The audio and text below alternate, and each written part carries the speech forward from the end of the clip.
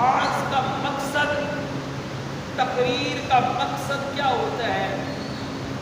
تاکہ ہم کچھ سیکھ سکیں، کچھ سن سکیں، اپنی زندگی کے اندر کچھ باتیں شامل کر سکیں.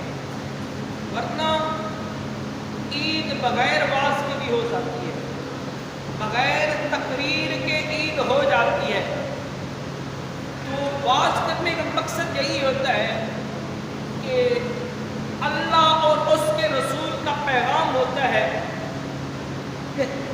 ایک تقاضا ہوتا ہے.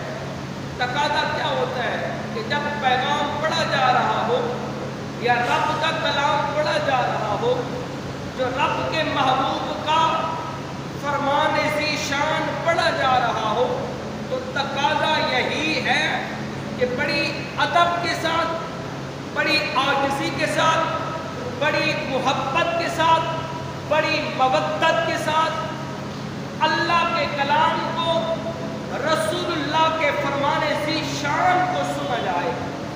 یہی تقاضا ہوتا ہے، یہی باتیں ہوتی ہیں، ہر بار ہوتی ہیں، ہر بار ہوتی ہیں.